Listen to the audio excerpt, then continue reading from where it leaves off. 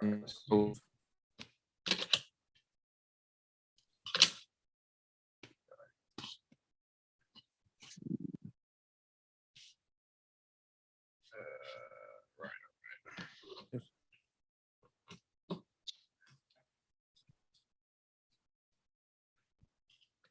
Brother man, come in. Man, they say mine is unstable. Oh. Yeah, that's all right. We'll wait there. It was just work.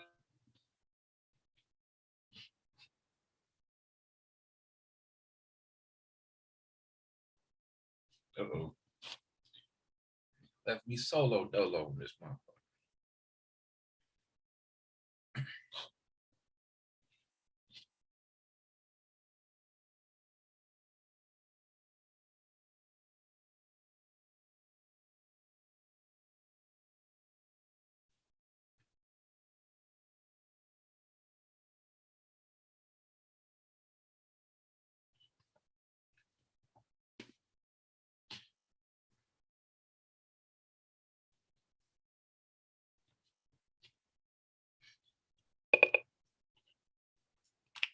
Hold on.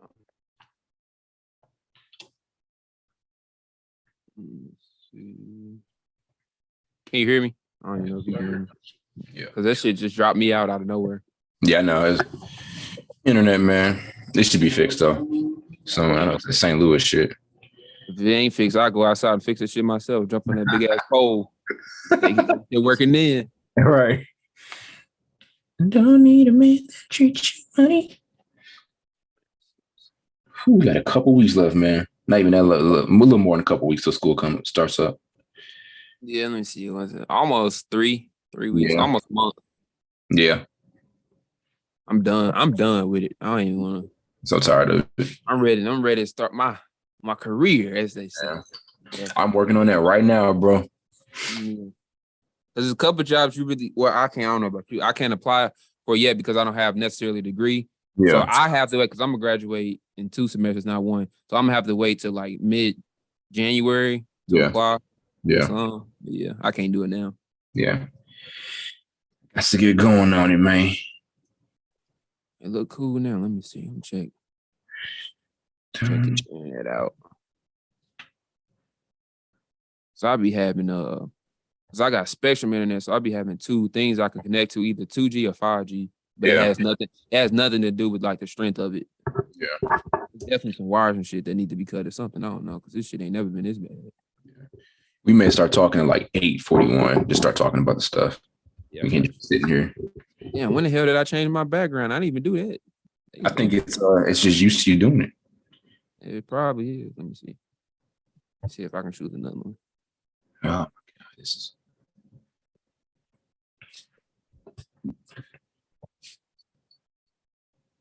What about now?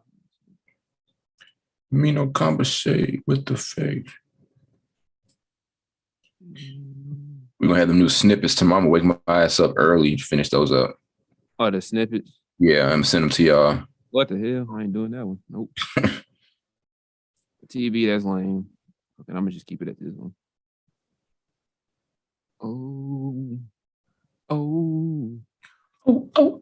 Riley's.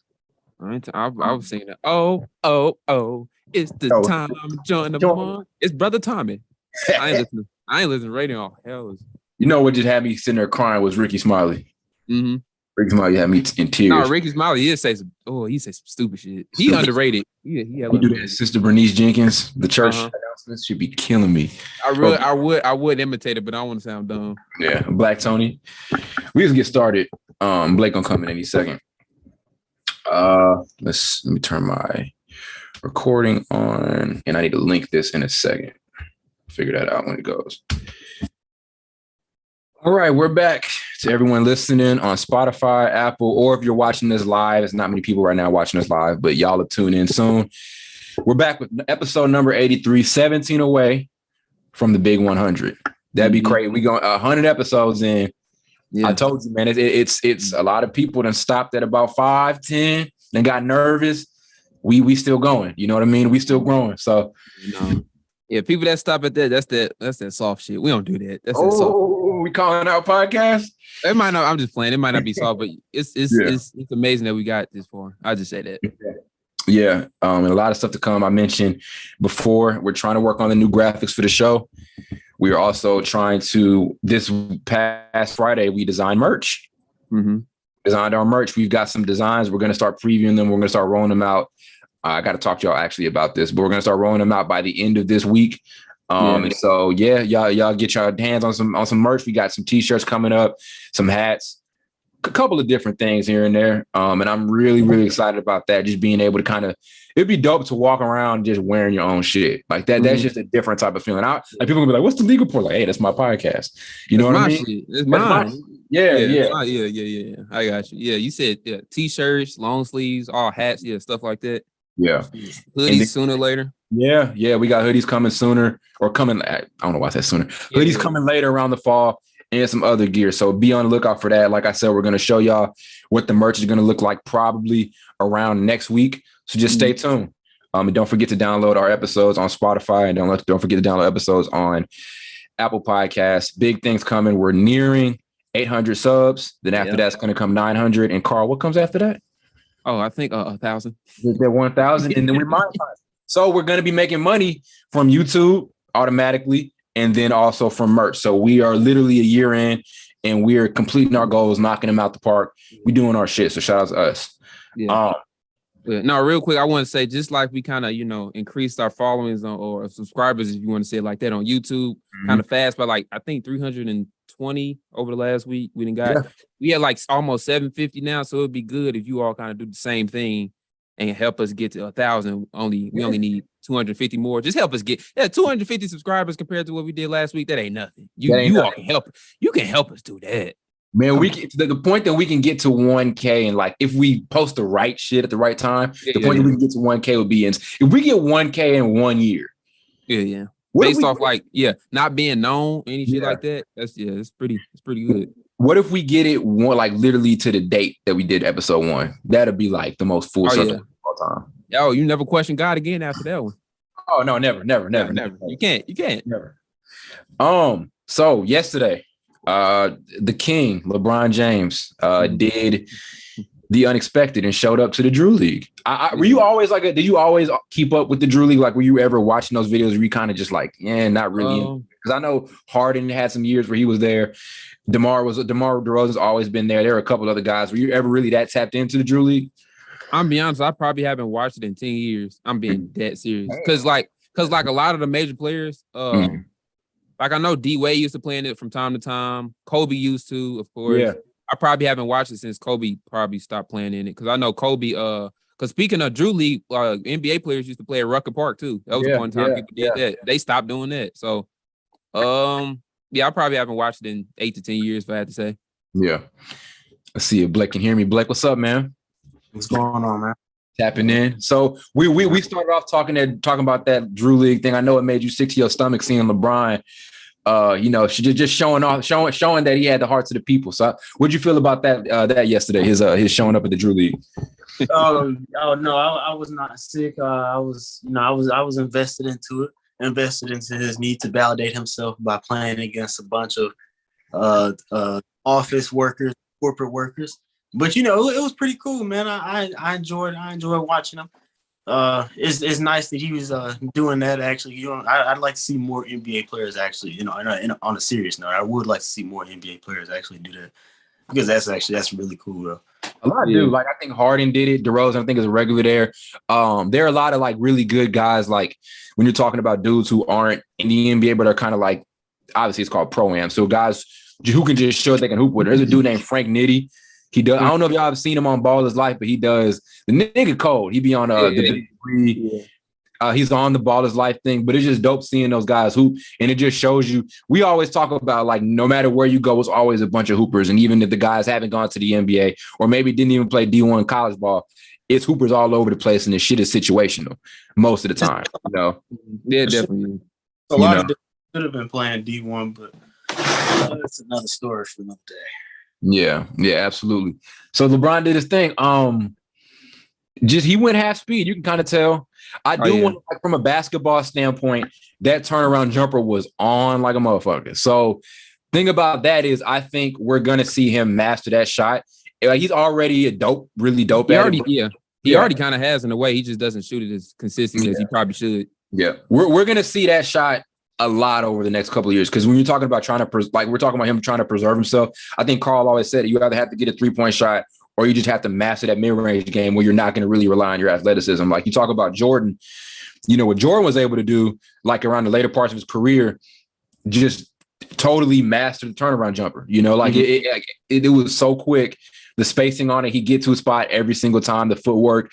At that point, he was just kind of relying on his IQ, and his ability to read guys to get to whatever shot he wanted or to whatever shoulder he wanted to on that shot. So we're going to be seeing that a lot from Bron moving forward. Dope to see a dude do that. I was just watching, I think it's 2008, 2009 highlights last night. You know what I do? I just be sitting up late watching basketball highlights and shit. I don't be doing nothing else.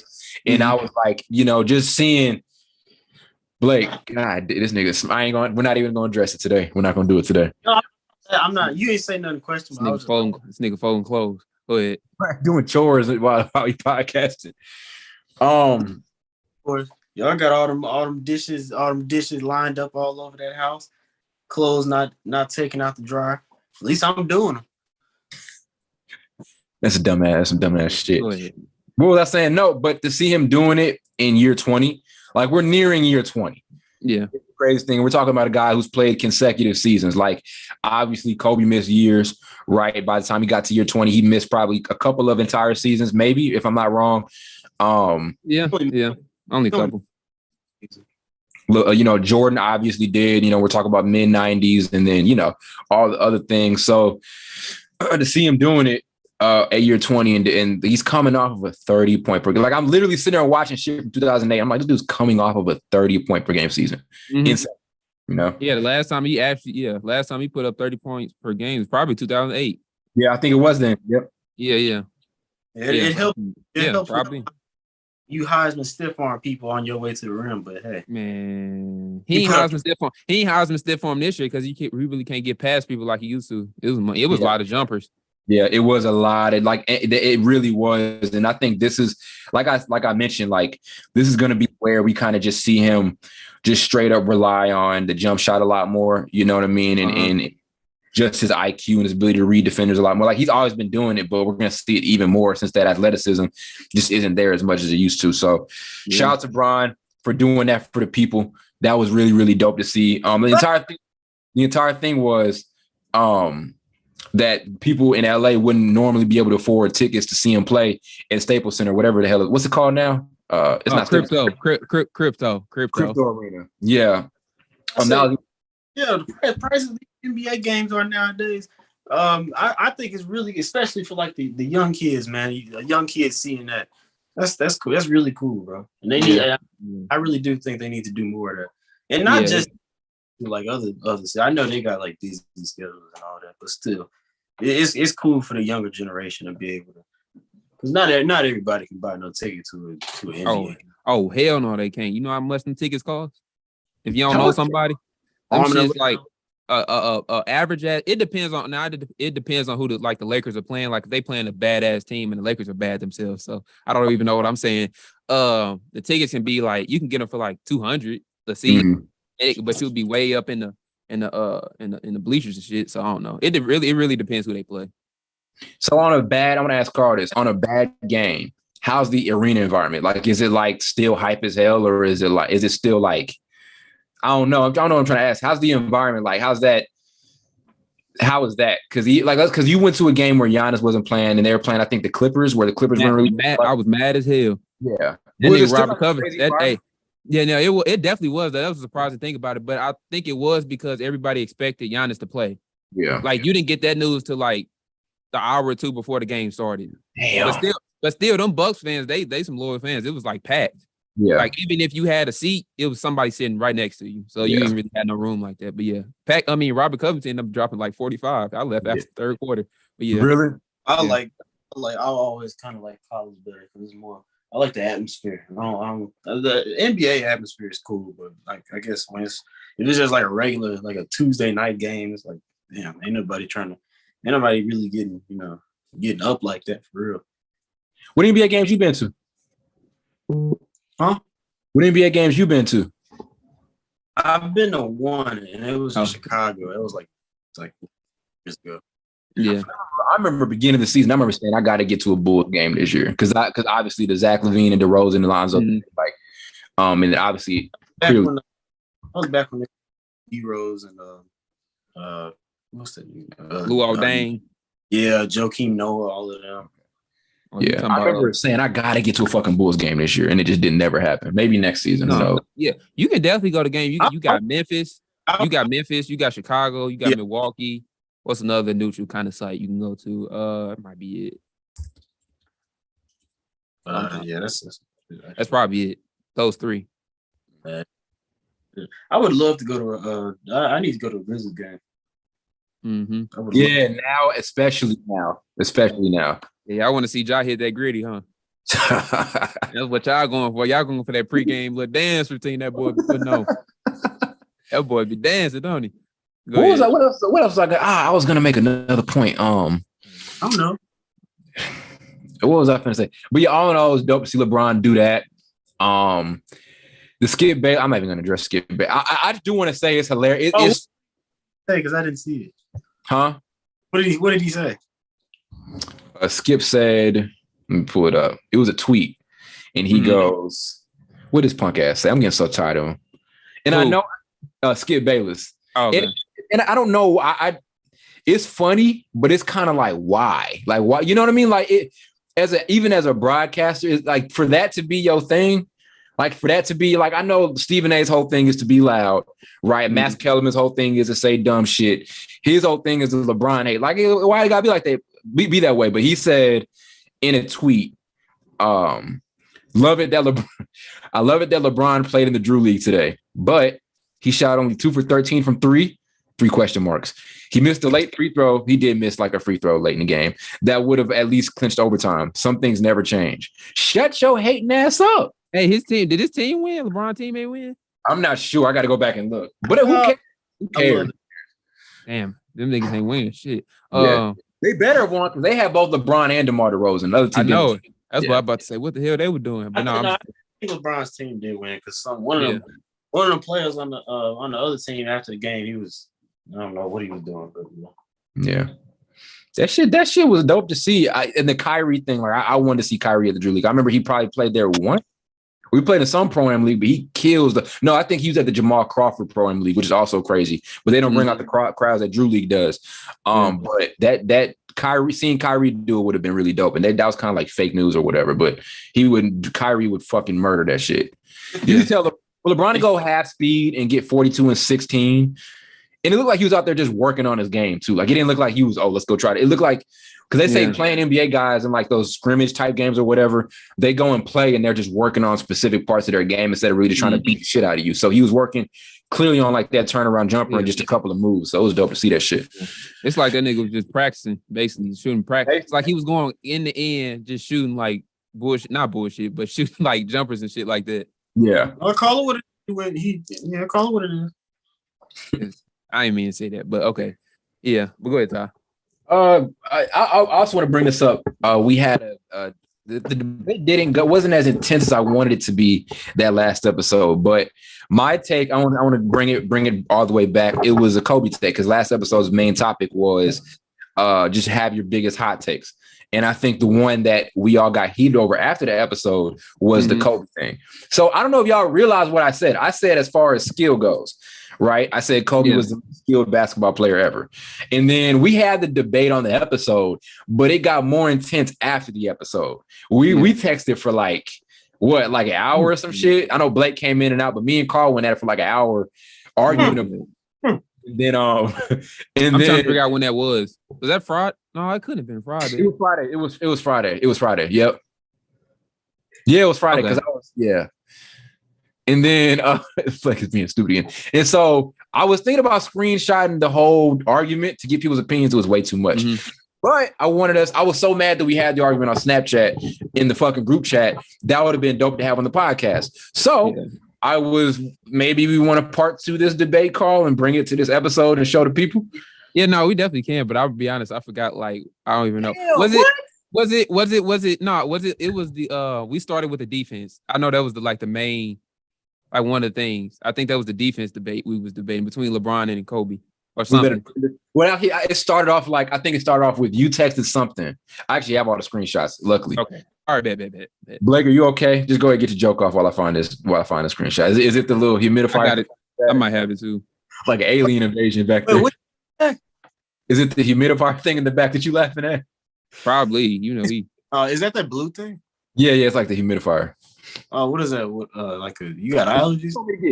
It keep the air clean, nigga. Oh no, I was just asking if he had allergies because that's what I use mine for. Oh, I thought you were laughing. No, I wasn't. Okay, let's read. I'm gonna read off a couple of how Carl got it started. So Carl randomly texted me. He goes, "By the way, Bron is better than MJ and Kobe." I thought I said that since I didn't on the episode. Fuck assholes. I said that. Oh, my bad. Then he goes, "He better than Kobe." Where you at, Ty? And he said Kobe. He said Kobe requested a trade twice. Bron would never do that. So let's see. Let me find out where it really started at. Okay, I said LeBron ain't better than Kobe. I said so my whole thing was just pure hoop and just talking skill and game. Kobe's better than LeBron. That was my whole argument. And I said Kobe ain't no quitter.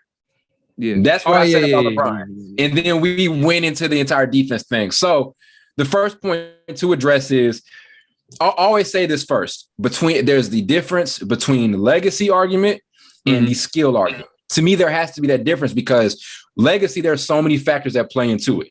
When it comes to legacy, that's your situation. LeBron's career situation is completely different than anything Jordan went through, anything Kobe went through. Same with the Shaq, same with the D-Wade, same with the Iverson.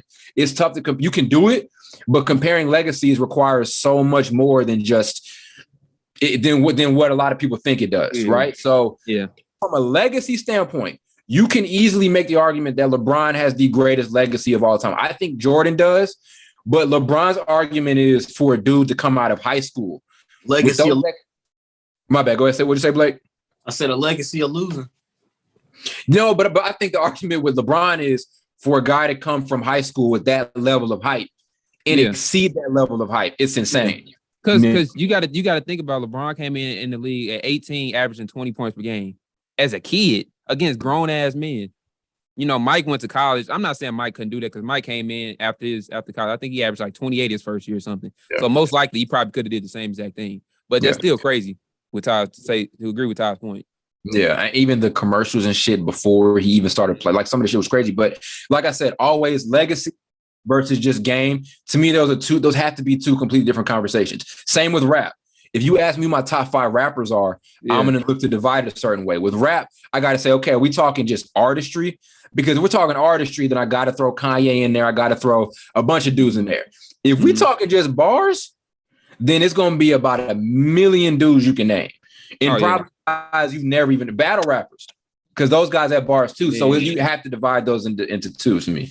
Battle rappers, you got only the real motherfuckers know who Blind Fury is. But you got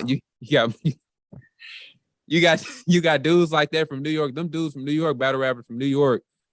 You can't even touch what they be doing. So it definitely makes sense. Loaded, like just a bunch of dudes. Even we're talking just individual rappers like Wu-Tang Clan. Like there are going to be a couple guys from Wu-Tang Clan that are going to be probably top 5 all time. Yeah. But as far as careers go, you can't really name them because they didn't have those dominant solo careers. Blake, what the fuck are you laughing at? I'm just laughing at what Carl said earlier. Blind Fury. Oh yeah, Most Def. That's another nigga. Most Def. Yeah. So, like this guy, Blonde Fury. Huh?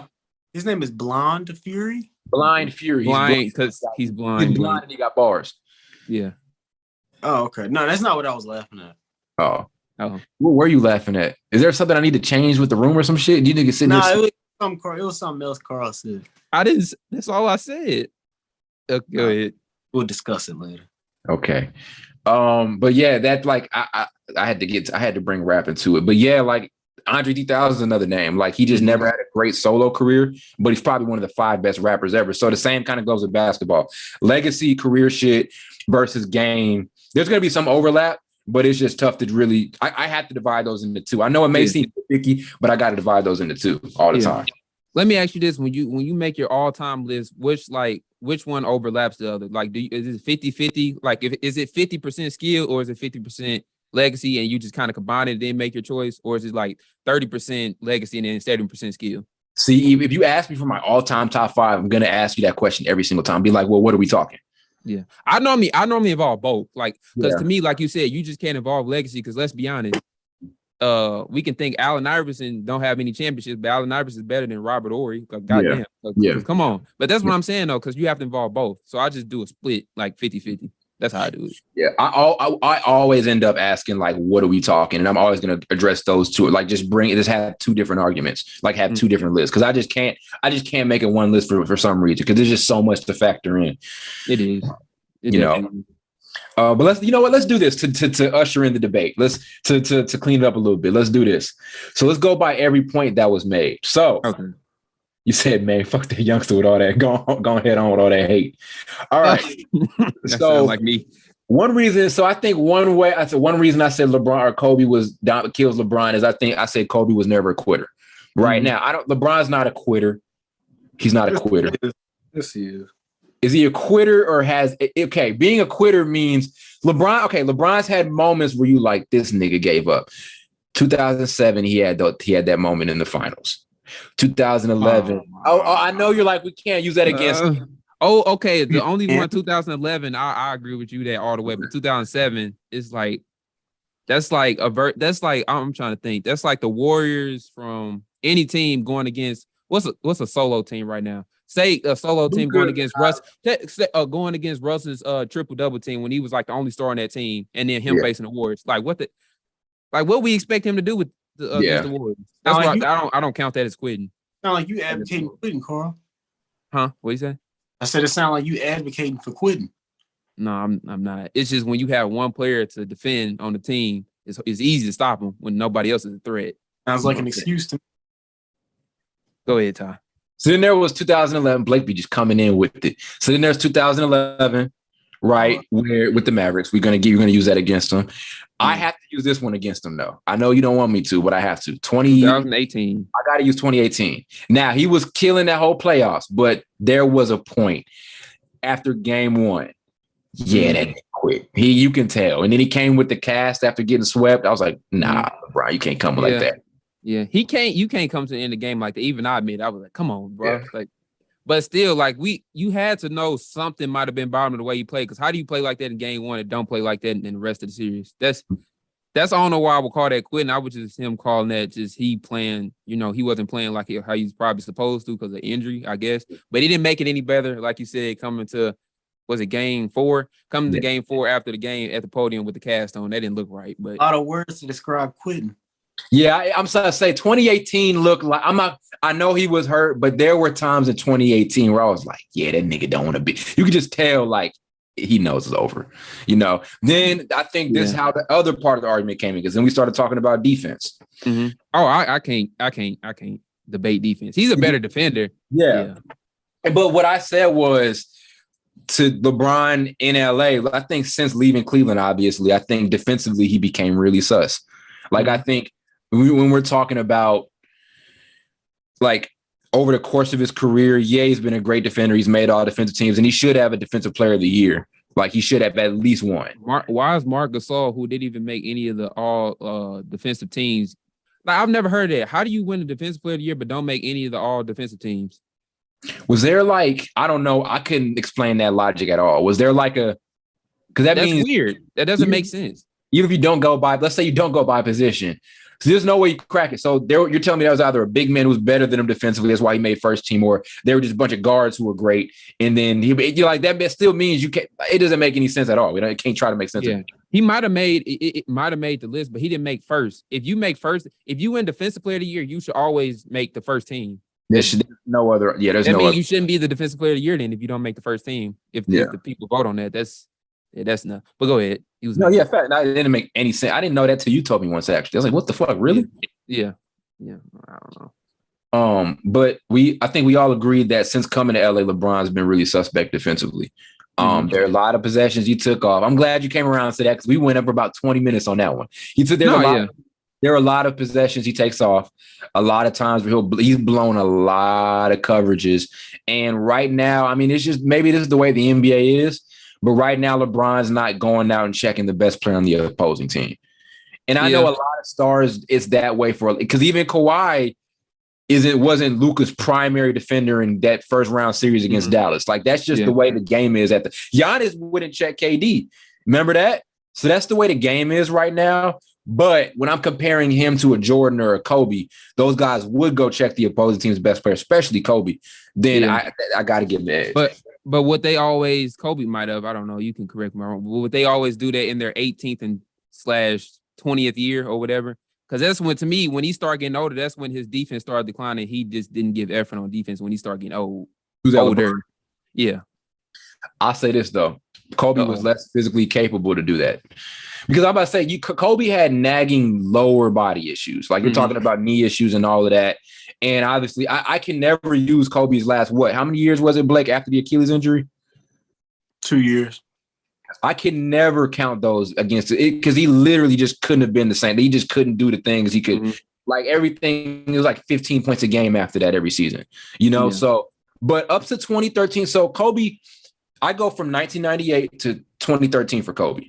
In 2013, he could have been MVP if that Lakers team was was better. He was insane that year. He was going out and checking the best player. That's 16 seasons. That's 16 seasons, right? Yeah. 16 seasons. Yeah. And after that, everything after that was like some fuck shit.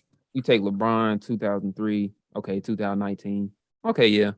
It's a couple years. Kobe edging out in that comparison. Yeah, that's why LeBron's 20 is so different than Jordan's year 20 or Kobe's year 20. You know what I'm saying?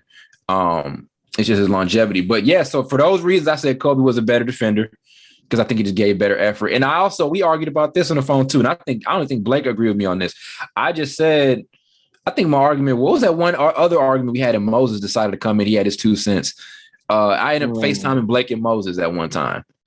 I don't remember what the argument was, but it was like, I said LeBron's style or his approach wasn't conducive to winning championships, is what I said. Oh, okay, yeah. Yeah. Because, I say this too, when the point you made, the LeBron 20th year versus Michael Jordan and, Kobe's is different. It's different too because LeBron went to 8 straight finals and they just accumulated way more basketball than Kobe and Mike did at that period of time. So that's true. It's true. But I said LeBron's style relative to those guys wasn't conducive to winning. I think it's harder to convince. I don't know. This is tough, but I think it's harder to convince LeBron to commit to a system because, like I just said, look at how many coaches he's had over the course of his career, right? I think Kobe and Jordan understood you have to build reliability, or you have to build what's the word I'm looking for? Camaraderie with like one coach, or with the coaches. He changed clothes. That's what I'm saying. In LA, like we're thinking about already 3 different head coaches in LA. Obviously, year 1 was Luke Walton. That was bound to come to an end. Year 2 was Frank Vogel. Like year 2 and 3 was Frank Vogel. And I think Frank Vogel just got dealt a bad set of cards because that is a whole different situation. Darwin Ham, like we're on the 3rd coach. We even go to Cleveland, right? We're moving to 2 different coaches. We're even going to Miami. Obviously, Eric Spoelstra, then in Cleveland, Cleveland years before, it was like Mike Brown, a bunch of different guys I can't even remember. Yeah. I'll say it to say this, though. They had Phil Jackson. LeBron probably never had nobody near that stature of a coach. He had Eric Spoelstra, he's a Hall of Fame coach. Tyronn Lue will get there, obviously, because he's a good coach. But he's never had that type of coach that's that dominant as a coaching, type of mind. Like he stayed in Miami. I agree. Now, to my Blake, my counter to that is the story behind him going back to Cleveland was so good.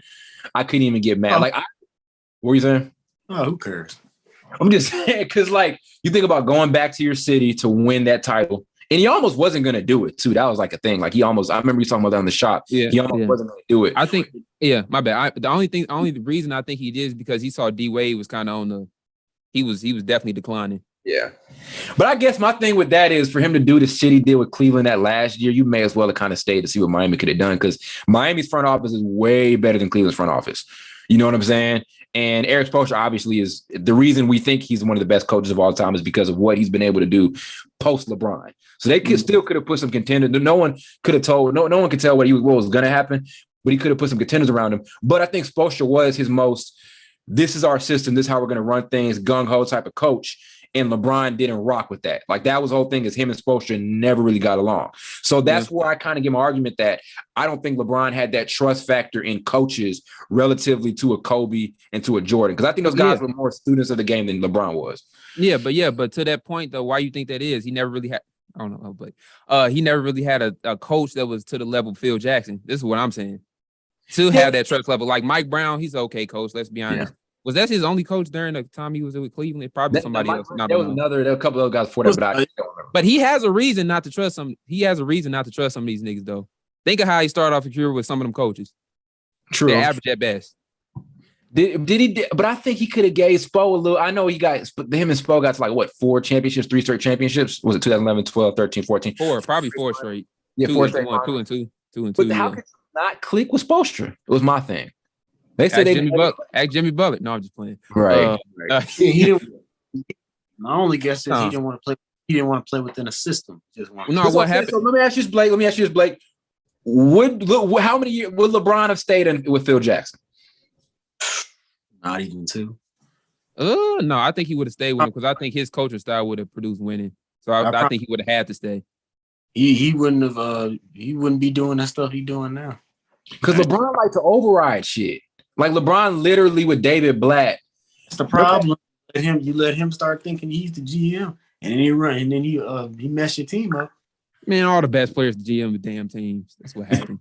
But like, there's really times where hire him. You can't be doing that. Yeah, but there's literally times. Yeah, but there's times where I remember that Chicago game winner. Like I think it was like in Chicago. It was a game. It's like what second round playoffs 2015. Like he'll do shit like not like say fuck that play that he just said we gonna do X, Y, and Z. Oh man, Kobe did that though. Kobe did, but Kobe had more. But here, what I'm saying is Kobe was more of. I hate this. I want to say this right. Take time. Kobe had way better relationship with the coaching staff than LeBron did. Mm-hmm. Kobe had one of the best as far as superstars go. Like, there's not a coach right now that I would ever think would talk because besides his first coach who was like hoeing him out, there's not a coach. Yeah, there's not a coach who I would ever think would have anything like any negative viewpoint on Kobe because he was such a student of it. Like this, LeBron's obviously a student of the game too, but I think Kobe's approach to the game was just a little bit more strategic than LeBron's. Just a little bit more to the point where you rely on the coach staff a little bit more. You know what I'm saying? Yeah. It's just, I don't know. I definitely can see what you're saying. It's just harder to kind of see how one dude would want to stay on a certain team when he's never had that coach. And once he has that mindset of fuck these dudes that coach me, they don't know shit or whatever the case may be. Because some of his coaches were just, like I said, average at best. That's how you go think, probably going forward to the next team and the next team. Besides Spoelstra, I agree with you that Spoelstra is a great coach.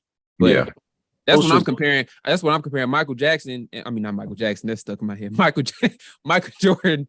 I know. I saw it. Michael Jordan and Kobe always had Phil Jackson for most of their career. LeBron never probably close thing he had to that was Eric Spoelstra, but he's not on no Phil Jackson level. If we being honest. Yeah. Like, come on. That's true.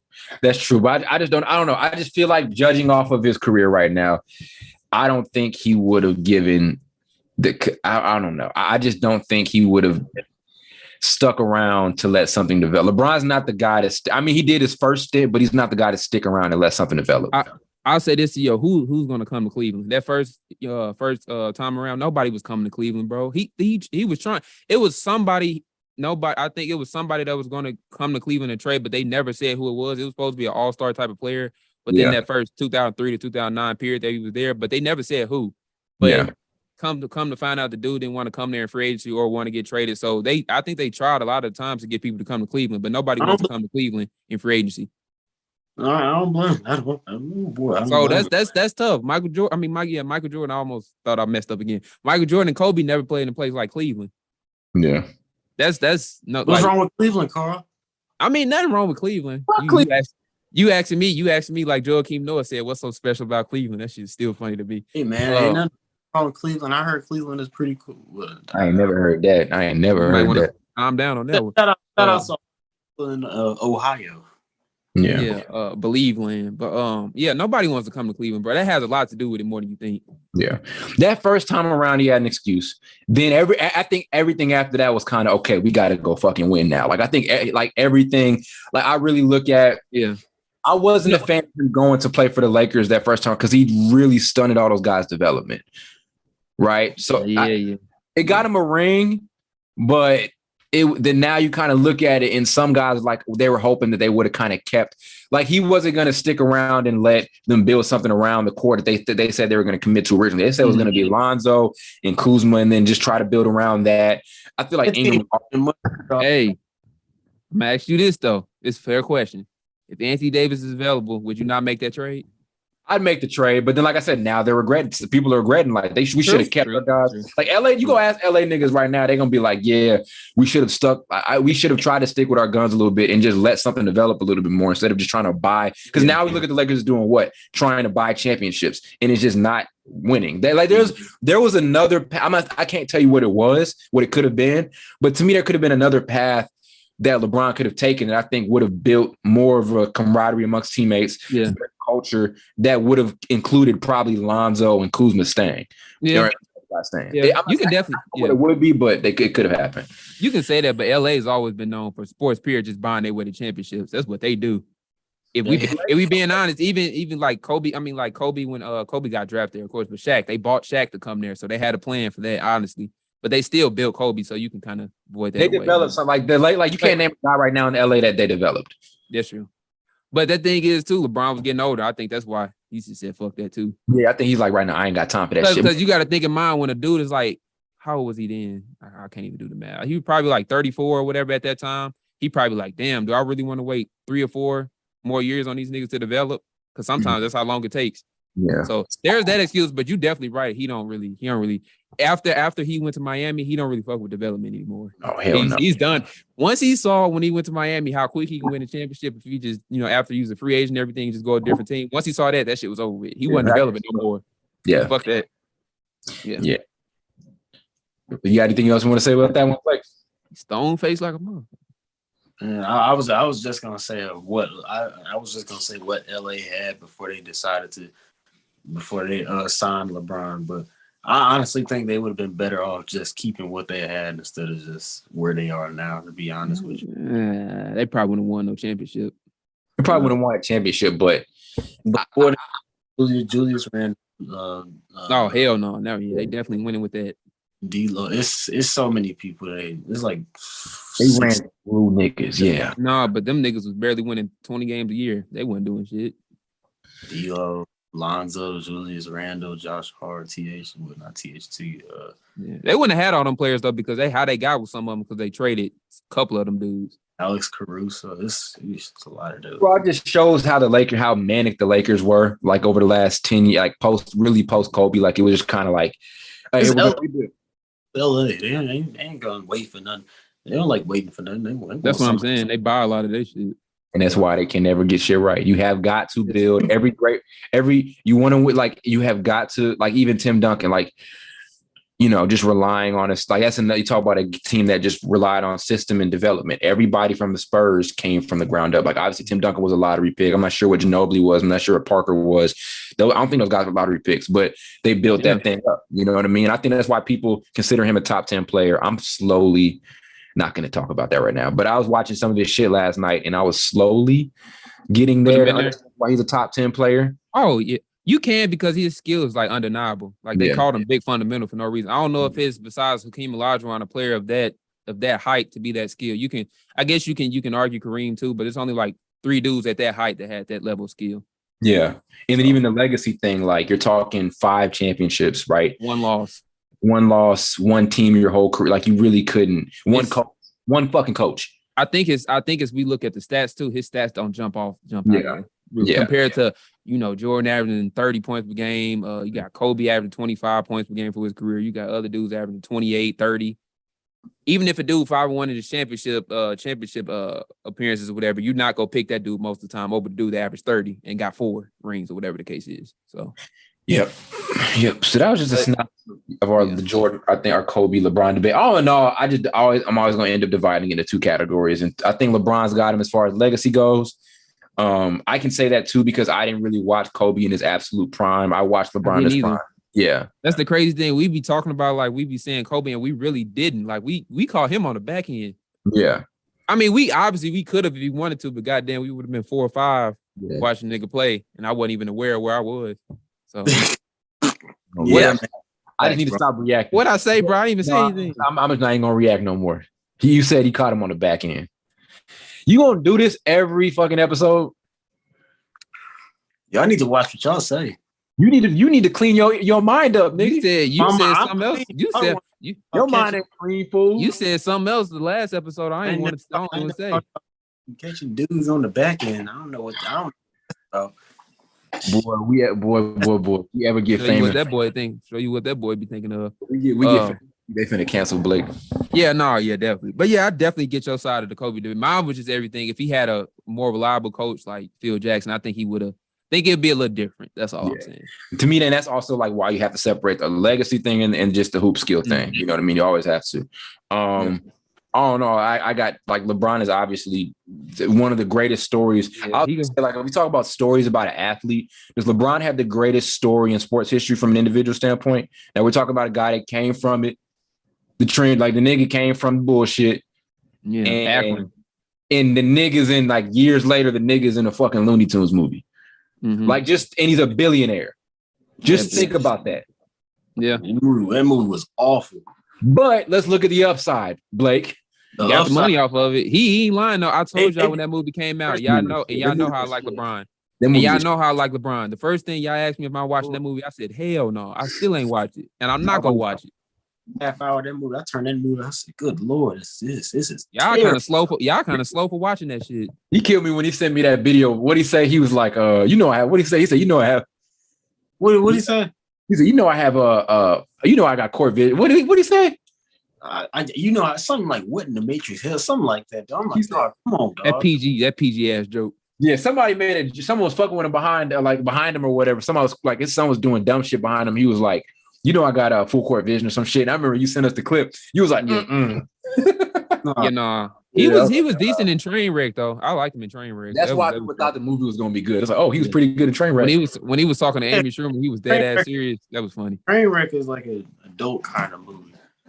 Yeah, it's tough to do that shit in a kid's movie. Something not look corny. Mm-hmm. Actually, it's not. Only way you not gonna look corny in the kids movies. In the kids movies is if you're animated, probably.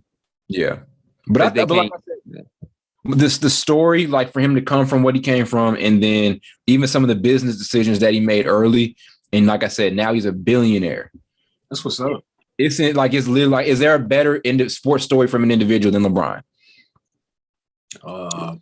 Probably is. Probably not. Any white person we have to eliminate. No racist stuff, but like just start talking about the obstacles he had to overcome. Because even Michael Jordan, he lived a decent life before then.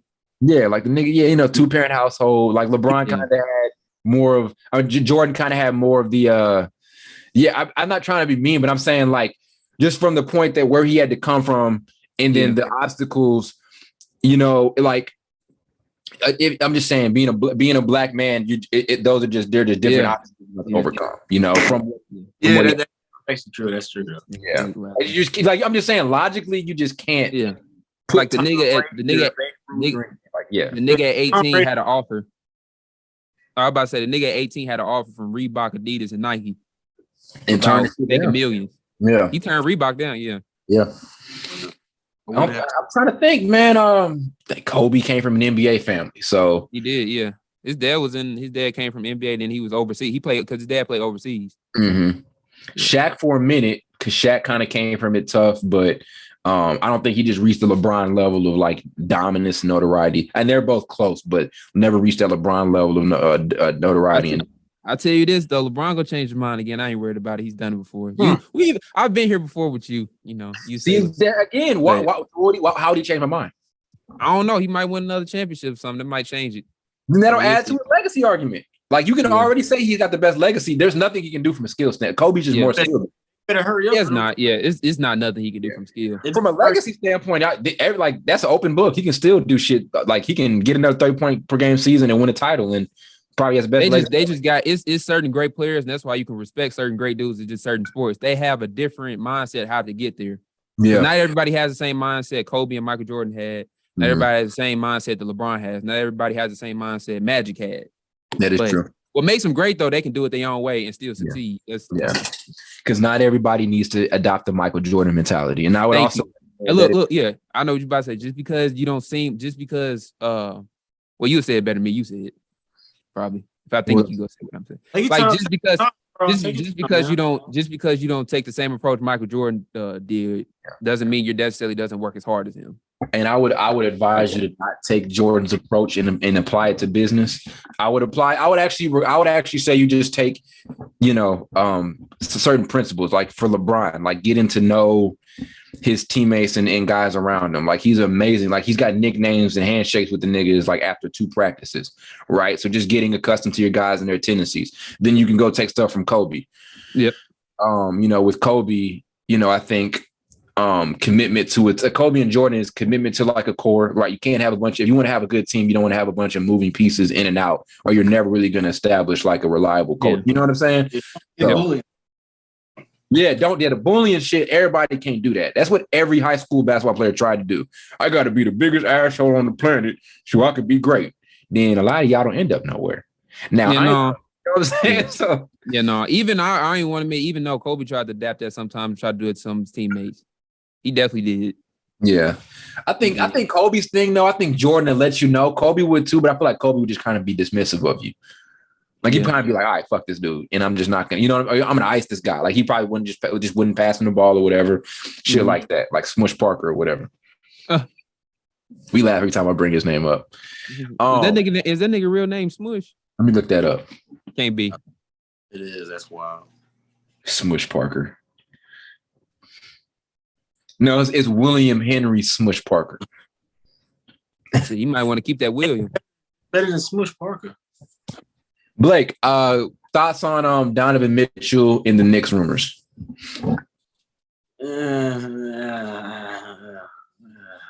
I'd rather see him in Miami, to be honest, because somebody on Twitter made a good point, and they said if Donovan Mitchell ends up getting traded to New York, then they're going to treat him like he's like this not good player, like how they always do with all New York players.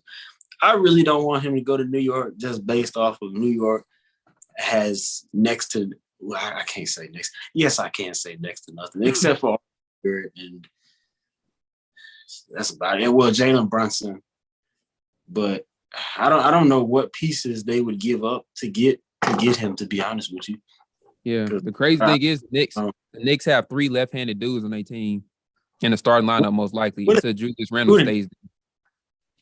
What? That's terrible. I mean, I've never thought about. When the last time you remember a basketball team having 3 left-handed dudes on the team being in the starting lineup, most likely? That's weird. That's racist. That's racist. That's handist. Handist. Yeah, say that. That's weird. I don't know. I don't know if that is kind of, yeah. You barely be having 1 left-handed nigga on your team. You got 3. I don't even know 3 people that's left-handed personally. Yeah. Shit. I'd much rather go to Miami though, because I feel like Miami has a much better trade.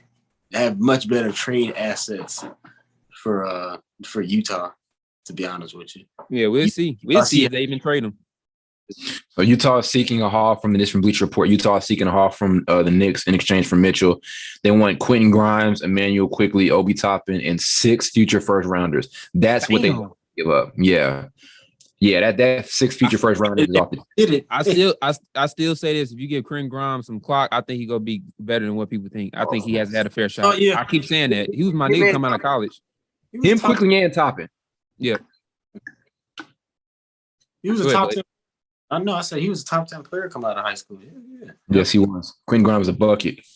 Then he transferred from Kansas too, didn't he? Mm-hmm. Yeah. Did he go to Houston? Was it Houston he went to? He went to Houston. Oh, Bill wasn't treating him right. Yeah. Yeah, no, that's the 6 future first round is a lot, especially for New York. Like, okay, let's say you give up just that, right? Then we're looking at a core of Jalen Brunson, Donovan Mitchell, RJ Barrett, and Julius Randle. That's a team. I will say, like, there's not much depth because also, like, let's say nothing else happens and that's the trade that you end up making to get Mitchell.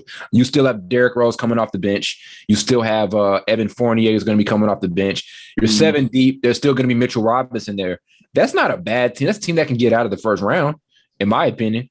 Is that what you want? Is that what you really want deep down the side? Is all you really want to do is get out the first round? Twice. He said all that's a good question because it was funny as New York thought they made the moves last summer to get out the first round. I remember thinking all they need is another shot creator. Then they go get Kimba for nothing. And then they were worse than the year before. So I mean, getting Mitchell gives you that star. The question is he the star that you want to get? Like, do you want to give all that up now to get Mitchell, or can we wait to get somebody better in the future? Is Mitchell the guy that we want? That's the question. Is Mitchell the star that New York can try to work around in the future? Is he from New York? Yeah, he's from, I think, the Manchester. So he's from like a Manchester area, some shit like that. Westchester, some shit like that. Okay, I thought you about to say he's from Bed-Stuy. No, God, no, not him. But what is that? Ain't that Brooklyn zone? Yeah, it's like if you watch Everybody Hate Chris, you know what that means. Bed-Stuy. Go ahead.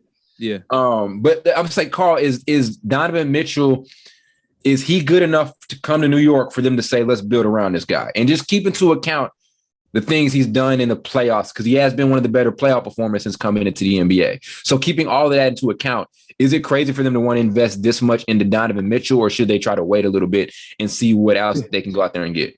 To me, if you're going to go to a team that are going to build around you, what's the point of leaving Utah? Does that make sense?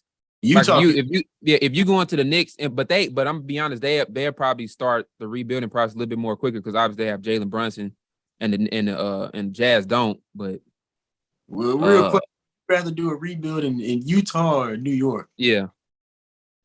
Well, yeah, I don't get what y'all point is. No, I'm saying if you ask him like this. Just ask your question. Your basically wasn't your question is, do you think they're asking like too much? No. My question was, is Donovan Mitchell the star you want to build around in New York, or is there a guy? Is he good enough right now for New York to bring in to say, let's build around this guy, let's invest all this into him, or should they wait? Is there another should they wait to get another guy? Is Donovan Mitchell the dude, the star? Because we always talk about New York needing that superstar. Is Mitchell that superstar?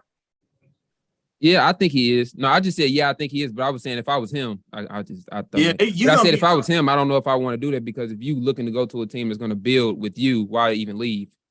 Because Utah will build, rebuild with you too. So it's like, what are you doing? That's what I was saying from his standpoint. Will he be? I'm about to go ahead, Blake. What'd you say? I said it's a matter of whether you'd rather do it in Utah or New York. If he goes to New York, are they rebuilding? Yeah, I mean they're building around him. Building around him, not rebuilding like Utah would, but they would be building around him a little bit. It wouldn't just take us like Utah. So you can say that Miami is the best option for him. Okay, the best option for him because he's already got an established team and an established system, and it gives him a much better chance, almost a guaranteed chance of having to go on to the finals. One, that nigga ain't got much saying this because he even acknowledged he don't know what the fuck is going on. True. So that nigga literally the other day said he was like, I have no idea what's happening. So it ain't a matter of him choosing, do I want to go here? And what I think the best place for him is. No, but when y'all were saying like I don't know if he would want to go to Utah or go to New York, or he ain't got no saying that. So my point, all I gotta say is this. I think if you're going to be a second round playoff team in the East, right? That's better. That's far off from being a rebuilding team. You're still a team that needs to figure out more pieces. But if you're going from not making the playoffs to just being a first round team to now I'm here in New York and we still have a great core. RJ Barrett's coming off of an amazing year. Julius Randle needs a resurgence, right? Big time. Yeah. You still got Mitchell Robinson, who I'm not very high on, but I guess Knicks fans love him for some strange reason. If you get to the second round, to me, that is an upgrade. And that's a situation where you're like, okay, these are the pieces we have right now. Let's just try to move and add on top of this, right? It's not like this. The question is he the guy is he good enough for New York fans to be like, yeah, this is our guy. This is our Damian Lillard. This is our Jan. Like, this is our superstar that we're going to try to work around. This is the guy we've been asking for years, right? Because we always talk about teams needing that superstar. And so, like, the question was, is Mitch that guy? You know what I'm saying? I think he is. Yeah. Like, because you mentioned Dame. I thought Dame was, but obviously he's not going anywhere. He signed an extension. So, which I don't. If they're going to give Jalen $1 million a year, go ahead. Yeah. Damn, I forgot Jalen Brunson has it there too. So, you start. Yeah. Your starting lineup is Jalen Brunson, Donovan Mitchell, RJ Barrett, right? Then Julius Randle and Mitchell Robinson. That's a great starting five, and think your bench is going to be pretty depleted at that point. I'm not sure what. But they go 7 deep. Derrick Rose and Evan Fournier. There's not much size outside of Mitchell Robinson. I got to go back and check who they draft. Kind of makes you wish they didn't give up Jalen Duren. Damn, yeah. Got a bunch of left-handed niggas. So that's a straight 3. I don't know if you've ever seen a 3. You haven't. That shit is rare. It's rare. It's rare as it is in of itself to have one left-handed on your team. Damn near. You got 3 of them. Yeah. So, I don't know. There. 3 left-handed players. And I like RJ Barrett, but I don't know if I'm going to expect what he did last season to kind of go in the right direction. I just don't know, to be honest with you. Cam Reddish is there too.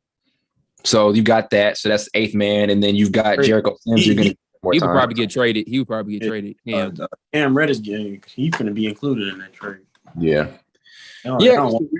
6 first-round picks still is a lot. That's steep. So that's why I kind of answered your question. I was like, nah, from that standpoint, I don't know. But then that's why I was like, yeah, if you want to go to another team that's going to build around you. But like you said, I know he had no choice in it. But since he don't have no choice, I guess probably that might be the best team you can go to, either that or Miami. Yeah, and Miami. Yeah, and I think Miami's only thing is do they have, because they got a bunch of great. It'll have to include like a Tyler Hero. Like it'll have to include Tyler Hero, maybe a Duncan Robinson, and a bunch of picks. I don't know. Yeah. Do that. Yeah. We'll see what happens, but it's going to be interesting. I think it's a solid move for New York if they're just trying to take that step up from just being a playoff team or just being an okay team. It gives them that superstar or that borderline superstar they know they needed. I think it elevates Mitchell to superstar status if he comes in year 1 and averages in New York and averages like 28, which he's more than capable of. And he's got stuff. We know he can have those heroic playoff moments, right? Like what New York was missing in round 1 against Atlanta like a couple years ago was they didn't have a guy who could really take over. You know, like Donovan Mitchell is straight up that guy. It was supposed to be Julius Randle. That nigga ain't do nothing that series. He was never the same. He can't go right. He only goes left. I think niggas starting to realize that you should be able to go, damn nigga, you should be able to go right. But yeah, I don't know, because you think about it, like, is it a three team trade that can do necessarily with a special certain player with the Lakers? But I don't want to. Who's that special guy? Oh, Russ. Because Russ, but his salary is a little too high for me to even think about that. So that would be a push. Yeah, it'll be a push. What is it? 47 million? Yeah, 47 million. God damn. Yeah. Blake, do you make anything of the whole Russell Westbrook and LeBron beef, or you think that's just speculation? That shit real. What'd you say? I said that's just speculation, dog. People looking into it too much. I think personally. What about if we throw in the Rich Paul thing? Because LeBron had a tweet about the Rich Paul thing the other day. Yes. So Rich Paul was like, after Russ left Rich Paul, who was his agent, LeBron. So you said what? Oh, Rich Paul is his agent? Was Rich Paul's agent, or am I tripping? I didn't know. I was trying to figure that. I was trying to figure that out too, because when I looked it up, they said he was his agent for 14 or some years. Was that true? So I didn't know. Wait, Rich Paul, are you serious? Is he actually his agent? Because was Russ a part of Clutch Sports? Yeah, just look that. Let me look this up here. Clutch Sports goon. Lakers point guard Russell Westbrook is parted ways with his longtime agent Thad Foucher, and it prompted a reaction from Rich Paul. What did Rich Paul have to do? Why did Rich Paul feel like he needed to say something? Okay. He said it's a cold game.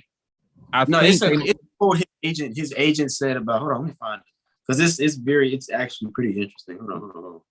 I got the quote right here. You want me to read it off? Oh yeah, go ahead. So is it this one? I represented Russ for 14 years, and I'm a proud partner. With the possibility of a fourth trade in 4 years, the marketplace is telling the Lakers they must add additional value of Russ in any trade. And even then, such a trade may require Russ to immediately move on from a new team via buyout. He thinks that that they're diminishing Russ's value. And so shortly after that, Rich Paul said it's a cold game. Now, I wonder what that has to do with him. It's a cold game. Then LeBron goes, facts. Was saying that Russ, I guess Russ didn't want to stay with, I don't know, something like that. Or like his agent said the only way to up his value was if he stayed and played well this year. And I guess Russ doesn't want to stay. Maybe. Okay. Who knows? I don't know. It's some backstory that we don't know though. Because they definitely why did Rich Paul need to say anything? That was definitely talking about that. I think because all them agents are involved with, they're like in cahoots or whatever. Yeah. So I think they're involved with certain business type of thing. Because it's literally no backstory to him saying that to Russ letting go of his agent. Because even though it might be a cold, whatever you say, a cold world, something. It's a cold game. Cold game, whatever. Then LeBron responded to it. It's some connection with this shit that we don't know about. Yeah. But plus, I don't think it's just anything. I would keep going back to this. These niggas was supposed to be like not best friends, but friends enough to be, be cordial with each other and everything. They were at the same game. Now, one time did them niggas say what's up to each other. That means something. What if perfect world? What if Russ didn't know LeBron was there? Which there's no way. All right. but you know what I'm saying? Them niggas. Remember one time, Russ was walking across the podium, whatever, and then LeBron asked that nigga. I don't know if you all seen the video. LeBron asked that nigga, "How's the quad?" or some shit, and they was friendly. I don't know if you know what video. Clearly, them niggas was friendly. Yeah, strange.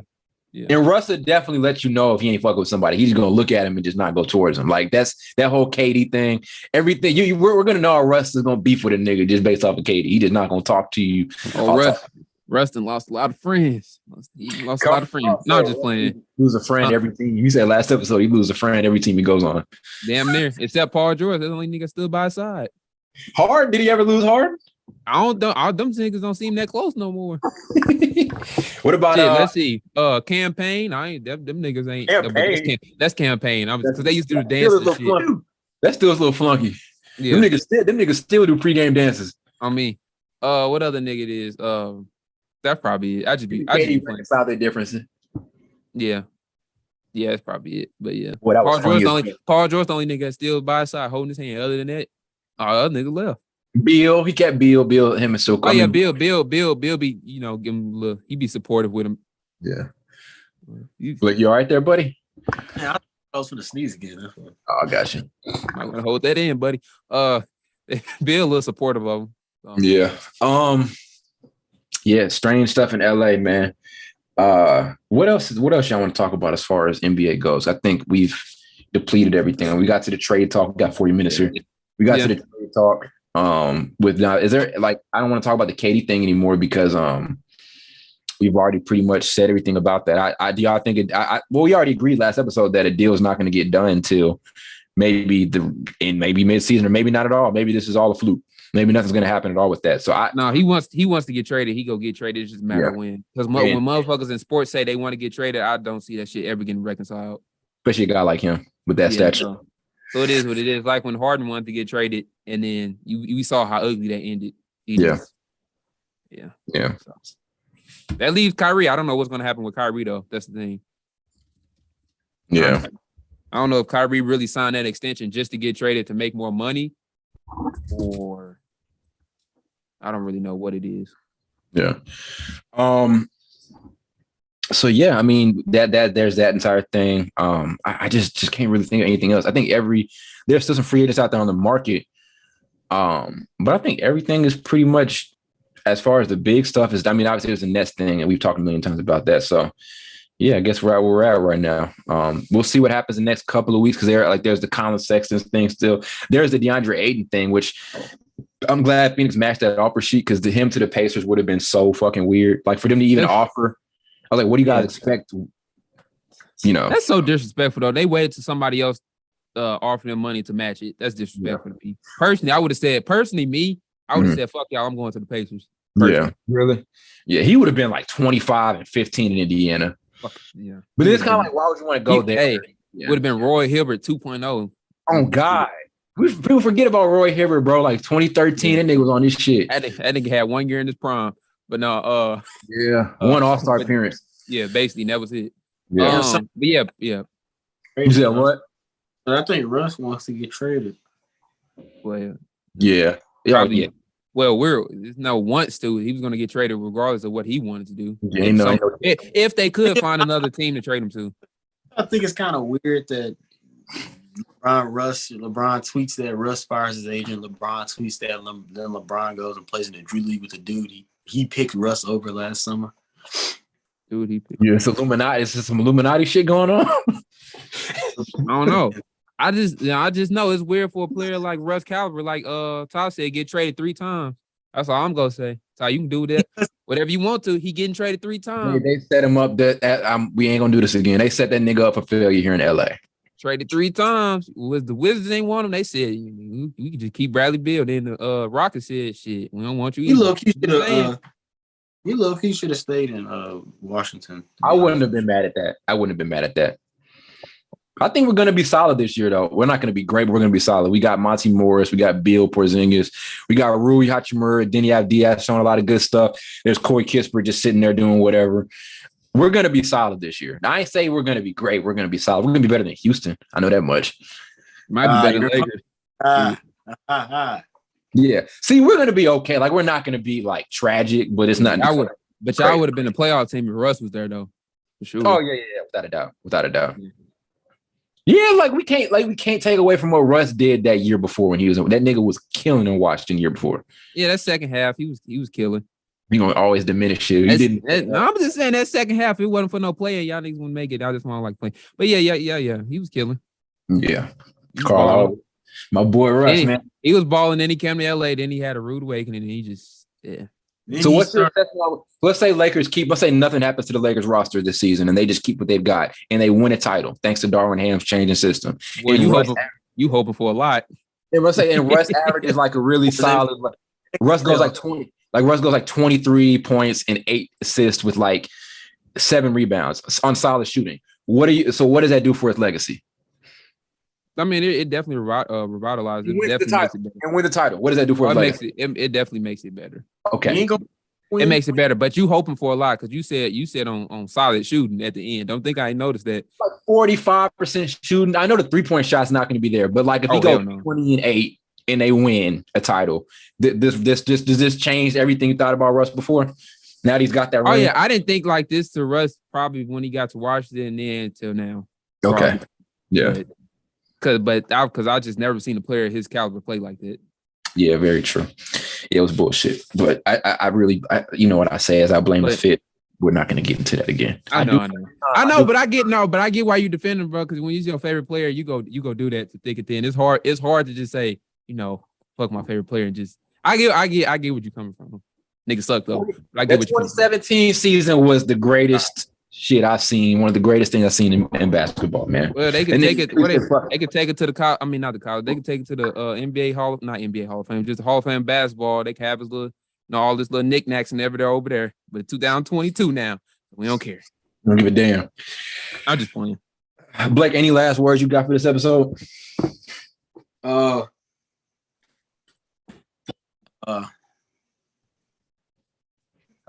Good. Ice Mountain is good water. Oh no, he don't got shit else to say. It's great water. Y'all need to all get on the Ice Mountain wave, man. What is that? It's iced tea, fool.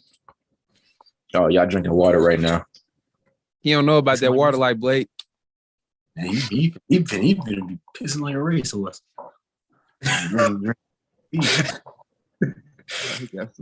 Jokester. They got jokes all day.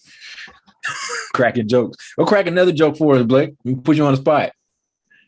Man, I'm not trying to crack no joke, man. Why Carl holding that water bottle like that? Why is he holding it?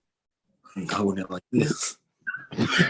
He cricked what? He cricked. You said I'm holding it. Hey, you said I'm holding it like dude off Scary Movie with the hand. Yeah, cuz. You see, you gotta base it. Oh, you looked a little.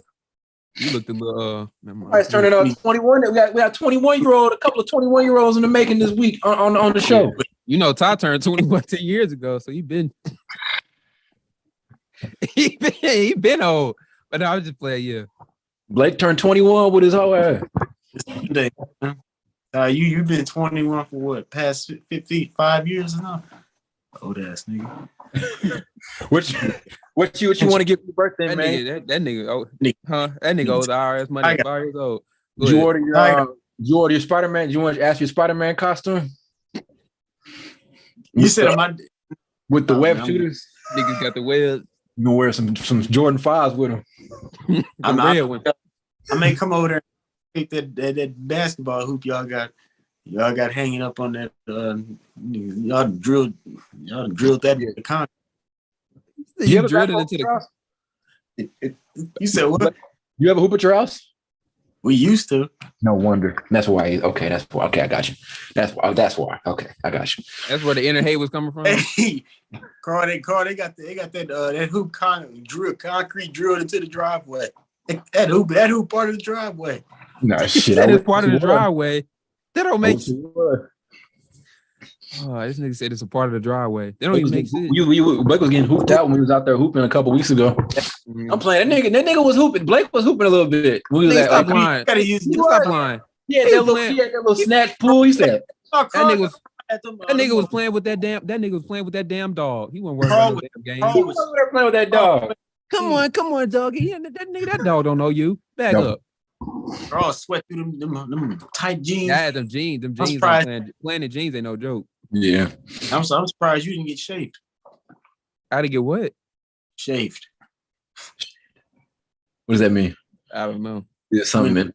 Okay, so when like you wear some tight clothes, Carl had on like your legs like rubbed together, and then it'll put like a rash on your leg.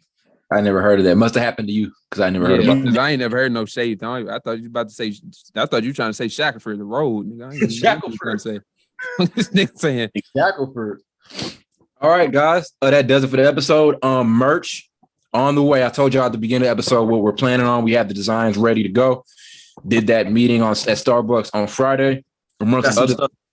The women too, man. Yes, we do. We did. We had our merch meeting amongst other things on a Friday evening. So, yeah, man. Very, very a lot of stuff coming up.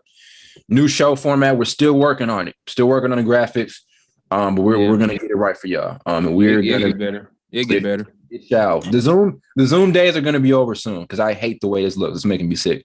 Yeah, no, we know we look like we're recording off a microwave, but yeah, no, we gonna get everybody got to start somewhere. Everybody does, and we have 700 something subs. So I'm happy that we know we can just Zoom it and get 700 something subs. So yeah, good boy. Yeah, and that does it. And we're gonna see you guys